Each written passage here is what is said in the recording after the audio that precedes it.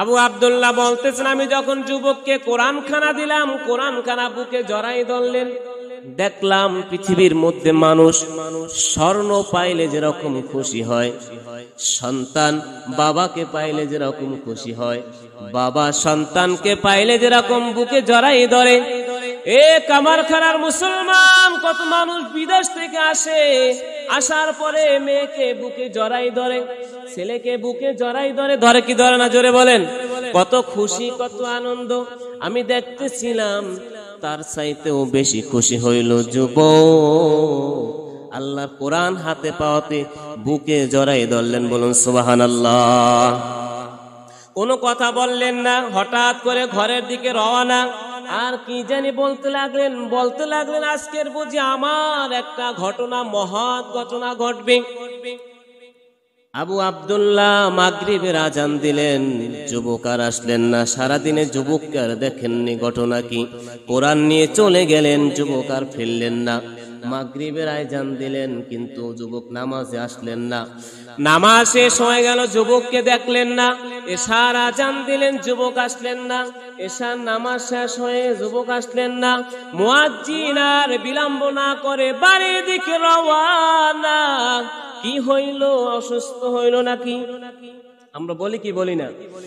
ছোট ভাই যদি কুমিল্লা শহরে যায়, ঢাকা শহরে যায়, আর যদি বাড়িতে ফোন করে বলে, বড় ভাই আমি 10টার দিকে আসতেছি, 10টা পার হয়ে গেছে, 12টা পার হয়ে গেছে, 2টা পার হয়ে গেছে, চিন্তিত হয় কি হয় না জোরে বলেন?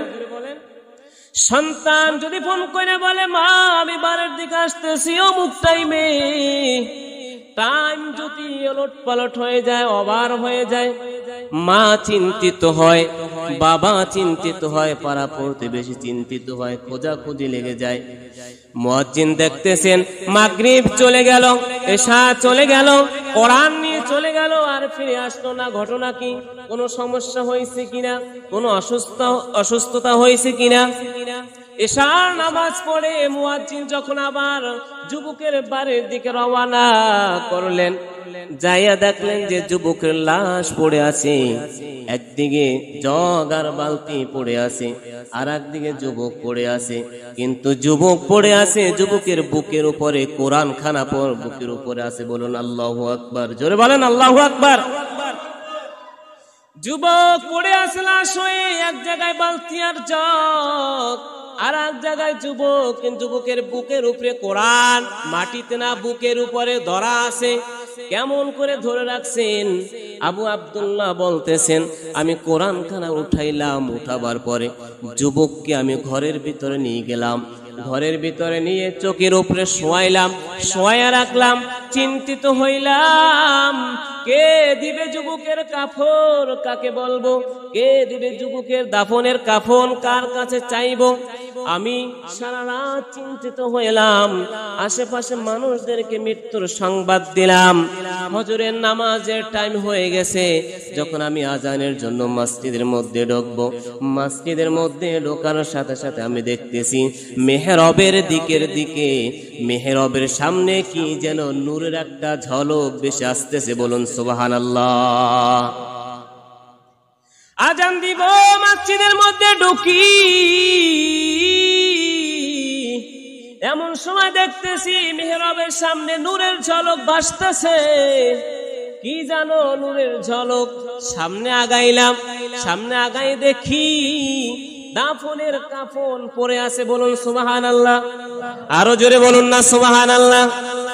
নূরের ঝলক দেখতেছি, দাফনের কাফন পড়ে আছে। কাপড়টা উঠাইলাম, ঘরের মধ্যে নিয়ে গেলাম, ঘরের মধ্যে রাখলাম।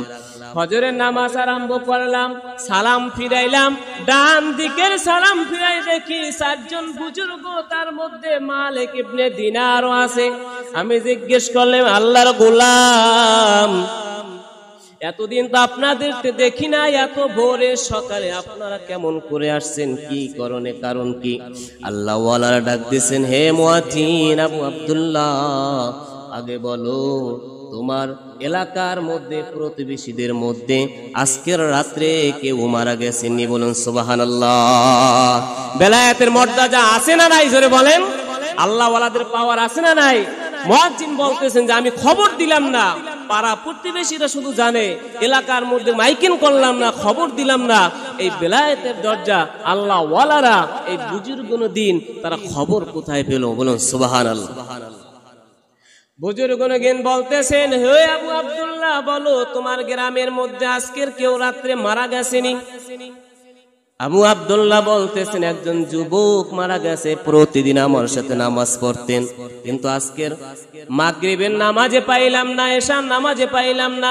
বাড়িতে যাই দেখি যুবকের লাশ পড়ে আছে। আল্লাহ ওয়ালারা বলতেছেন, আবু আব্দুল্লাহ চলো, আমাদেরকে ওই যুবকের বাড়িতে নিয়ে চলো। আবু আব্দুল্লাহ মুয়াজ্জিন যুবকের বাড়িতে তাদেরকে নিয়ে গেলেন। যাওয়া মাত্রই মালিক ইবনে দিনার তার মুখের থেকে কাপড়টা সরাইয়া সেজদার জায়গা বরাবর দেখতেছিলেন যে কোন জায়গা থেকে সেজদার দাগ আছে। সেজদার জায়গা বরাবর কাপড়টা সরাই একখানা চুমুর পরশ মেরে দিলেন। বলুন সুবহানাল্লাহ, আরো জোরে বলুন না সুবহানাল্লাহ।